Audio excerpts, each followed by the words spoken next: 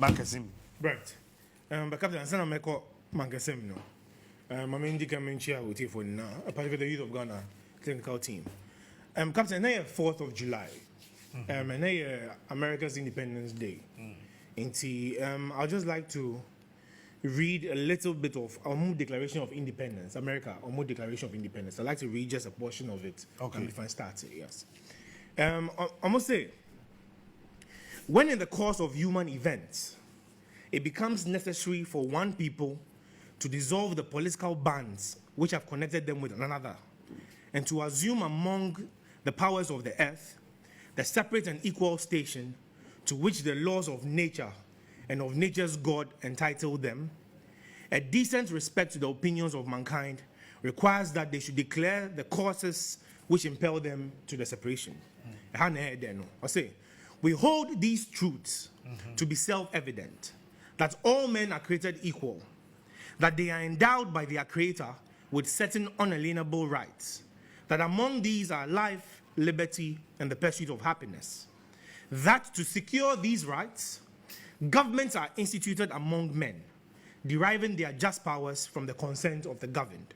Captain say that whenever any form of government becomes destructive to these ends, it is the right of the people to alter or to abolish it, and to institute new government, laying its foundation on such principles and organizing its powers in such form as to them shall seem most likely to effect their safety and happiness. Captain, let me leave this one here, Yembra Maakye, and then I'll touch back on this one. Okay. And to the American government, we wish them happy independence, but we'd like to remind them of the values and the principles which they hold true in the declaration of their independence. Now, sir, the American system and what America was supposed to be, there's a huge divergence. And see, this is a very good time, sir. America would look and backtrack and identify, say, now we divert from the agenda or the real purpose and promise of America, which is democracy to the world. Captain to Mankessim. Okay. Mechia Osajofo and Inaima. But Captain William said Mankessim was the capital, or is actually the center of the infantilman. That's right. It's the heart of the entire infantilman. That's right. Mankessim was established in 1252. Captain, that's over 500 years ago. Good. But what is the state of Mankessim today? Captain Minyanka will just show a few of the footages from the boiler, the hospital, and the school. Now, because a idea said you have to see it to believe it. That's right. So people will not even believe it. Because, Captain, how is it that a whole town, which has more than 50,000, between 50,000 and 100,000 residents, about the hospital, I don't know if we should even call it a hospital, but the hospital with only 3 rooms as wards. Every room has just about 2 beds, if I'm not mistaken. That's correct. It means for a population of between 50,000 and 100,000, they have just 6 beds, servicing all of them. Now it's 4. Because nurses now converted 1 room at the changing room. Captain, this is nothing short of genocide. Hey. No, seriously. Captain, genocide, and yes, no, but if your policies are such that it's deliberately orchestrated to reduce population or to make sure that the people cannot receive a basic right as healthcare, that is genocide. Okay. And he says, I said, BBC, there's an emergency for any resident of Mankessim. Where are they going to transfer them to? The Dobeko room and hospital. But that's a private institution. Okay. And he said, only Sika will be for health service. I'm not sure Muji National Health Insurance. And if you don't have the money to pay for private health care, what happens to the people of Mankessim? It means every single resident of Mankessim has been sentenced to a death sentence. Oh. No, of course. They are one sickness away from a death sentence. Because they're only emergency and there's no way you can make it to Accra or to any of the surrounding towns. Ubewu. So that's just it's a death sentence. But you're only one death sentence away. It's just a sickness away to your death. And the captain, that is genocide. Captain, we went to Mankessim. Hospital. Yes, this is the hospital. So-called hospital. Captain, for basic necessities, we need disposable plant. We need this disposable system. And waste, where do they keep them? Captain, you yourself went away and you opened up what they call the your friend placenta pit. Placenta pit. Captain will say. Oh, right.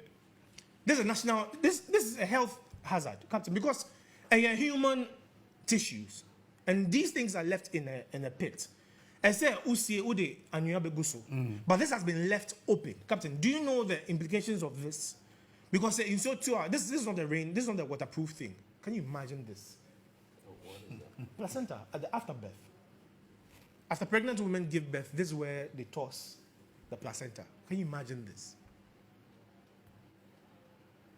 Captain, you see, we've gotten the time. Captain, it's unacceptable. Very. No, Captain, and you know, Mankessim Mankessim was established 1252. And see, from 1992, Mankessim has been in existence. They've been under every single administration. When it is not MPP, it is not NDC, because at every single time, Mankessim has been there, and this problem has been there. Government in, government out. And see, government, Captain, it's about time, sir, the people of Mankessim will look beyond the political lenses. Sir, this is not a partisan issue. This is a problem that has existed in Mankessim, government in, government out. And see, at what point will the people of Mankessim say, enough is enough? Enough is enough. Enough is enough. No, Captain, the people don't understand. Mankessim NDC corner MPP about MPP corner NDC about. But the problem is still there. Uh-huh. And hospital, no, so share the banner in front of them, no. Yatro Golden Jubilee Hospital, which means Golden Jubilee. A year Kufuor Sure. time, NISC is our hospital. Sure. No. So it means after Kufuor's government, we've had several other administrations. We've had the NDC and the MPP alternating. And see, none of them could even do any simple renovation to expand that hospital. But they will drive into Mankessim every single political season to go and campaign and say, Yento Abama. I don't blame the politicians. I blame the residents of Mankessim. Okay. I blame the residents of Mankessim. Captain, we drove by and we saw the school. You should see what they call a school. Not even fit to rear pigs. With a great respect to whoever is concerned. But that school is not fit to even raise pigs. But, Captain, these are human beings we call future leaders. School no bro for now, what's your mission statement to cry history? Also, to create a conducive teaching and learning environment. To attain academic excellence and moral discipline for societal good. Now, so OSHA environment, my goodness. No, see, this is the veranda. And Captain, I've said this. We think education, the children should go and sit in the classroom and receive instruction for long hours. That's right. But we don't understand, sir, leisure and play is a very key component of education. But you see, most of the so-called government schools in Ghana, I'm yet to see whether has a functioning playground. None of them. And why do we turn around and we are surprised at the performance of the school children? When Shomo School Park. Shomo School Park. Captain, I like that Nanado was angry because a sitting chief sat when the national anthem was being played. But Captain, I've gone around many government schools and they have flag poles, but there's never a Ghana flag in sight. That's right. And see, if the children are even going to have assembly and sing the national anthem, to what are they singing the national anthem? Compound. And to us. Captain, government is serious business because the lives of millions of people depend on government policies. Captain, say, oh, for phone, no. For phone, no, to say on mine, no. The operating system within the phone, and as a computer, no, is the constitution. The apps that run the phone, no, are your policies. And so you can have a very good functioning phone. If you don't have a good operating system and you don't have good apps, the phone is useless. And see, if Ghana is a very good country, all the natural resources that we need, everything is ready. Sure. But if you don't have a good operating system, which is our constitution, and you do not have the good apps, which are your policies, the country become a useless country. And that is exactly the problem we're having in Ghana today. And see, Captain, I even feel ashamed, sir. And not for myself, but I feel ashamed on behalf of our so-called leaders, sir. If they go for international meetings, sir, AU meetings, UN General Assembly, and you meet your fellow presidents who are bragging about the things they've done in their countries. For instance, Rwanda. Rwanda has one of the best bus systems in the whole world today. Meanwhile, they had sent people here to Ghana to come and study our metro bus system. But today, they can boast of having the best bus system in the world. It is also share when Unyanko president said, Paul Kagame, what called UN AU General meeting, and now UN General Assembly, and you meet your fellow presidents, and they're talking about policies and programs in their countries. What do particularly Ghanaian leaders talk about? So they're looking for more avenue to go and borrow money. Borrow money to do what? And so you boast and raise your shoulders up, say, oh, you're president. Oh, you're president of the #1 gold producing country in the whole Africa. What do you have to show for it? Apart from And see, Captain, the $600 million that was borrowed from the IMF just recently. Asa. What did they use it for? Asa. Captain, there's a saying. So can cry. Eta. Ayeta. Eta. Captain, there's a serious issue here. Sir, I think it was Jefferson who says this, that the price you pay for democracy is eternal vigilance. Say, who the two members, a few people say, Omunshe Adiene so, and you do not watch, say, you would end up losing your rights. And that's exactly what's happening to Ghana today. Captain, since 1993, Obetia almost say it is one administration. ABR, MPP will say it is NDC. NDC will say it is MPP. But Captain, do you know, sir, since 93 till date, MPP and NDC have never gone into opposition before. Since 93 till date, NPP and NDC have never been in opposition, never. This is Amikasa. Government is in three arms. You have the executive, the legislature, and the judiciary. This is three arms of government. The only thing that changes is the executive arm. If you say, yeah, presidential elections, we change who becomes the executive leader. That's just one arm of government. But MPP and NDC have always been in parliament. They refer to themselves as majority and minority, and they just alternate between themselves. But at every single time, since 93, Captain, the two of them have always been in government. They've never been in opposition. It is only the executive arm that changes hands. And see, for the first time, in our political history, in 2020, we had a hung parliament. That's right. Where there was no longer excuse, say, oh, MPP are buying, NDC are buying. No, they had equal number in parliament. But because they are the same, they did the same. That, Captain, it is under the so-called Fourth Republic, Eighth Parliament, which has been the most criminal in the history of Ghana. The most criminal government in the history of Ghanaian politics has been the Fourth Republic. And particularly the Eighth Parliament of the Fourth Republic has been the most criminal. Captain, this is the most illegitimate parliament we've ever seen in the history of Ghana. South doesn't have representation. South doesn't become the Declaration of Independence. If you go, they've listed about 25 crimes of the British king. One of the main reasons was that they were having taxation without representation. That's exactly what's happening to the people of South. They have no representation in parliament, but Captain, they continue to pay taxes.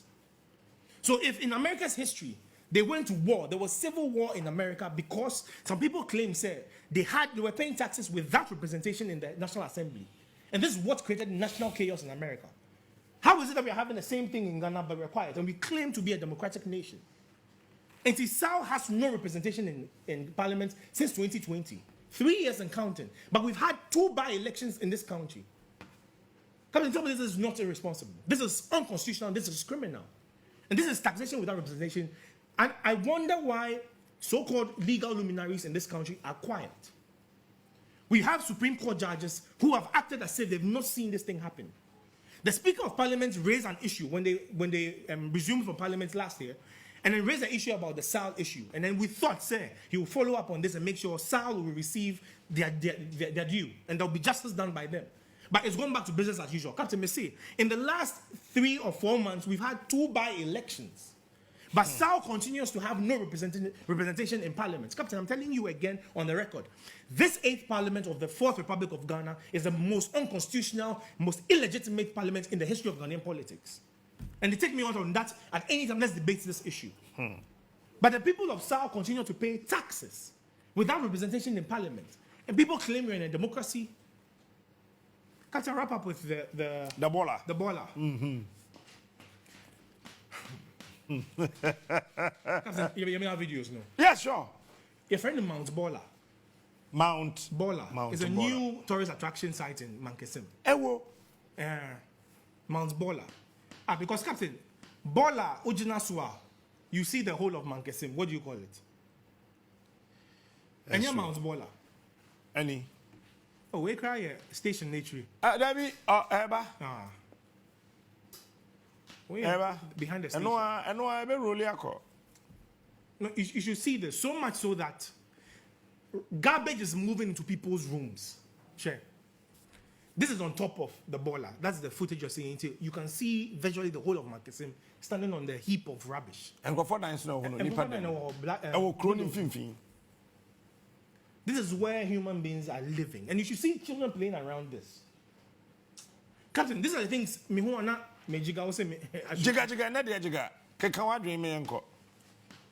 this is garbage.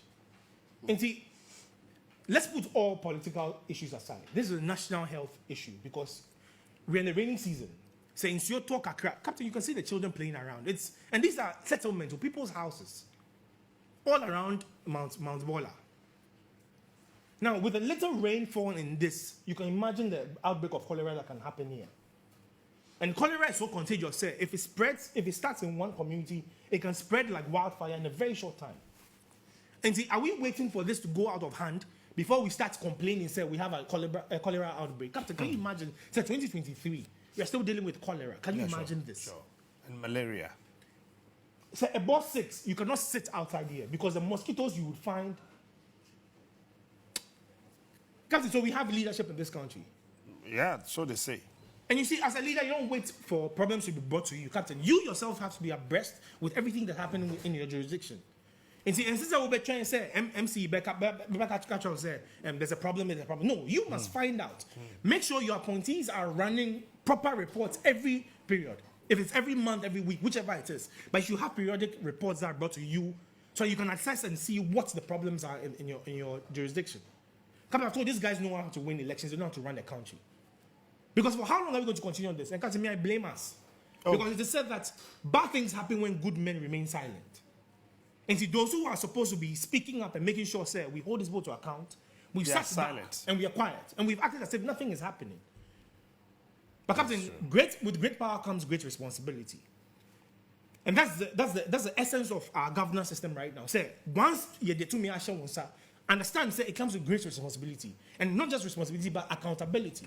Because you have to report to them and give account to them for everything you've done with that stewardship. But we've acted as if nothing is happening. So-called leaders are acting as if they've not seen what is happening. But they should continue playing deaf to this and playing ostrich to this. Captain, there's a time coming for judgment where everyone will have to give account for the stewardship that has been given to them. And Captain, no one shall escape that judgment. Mark my words, Captain. All right. Ima,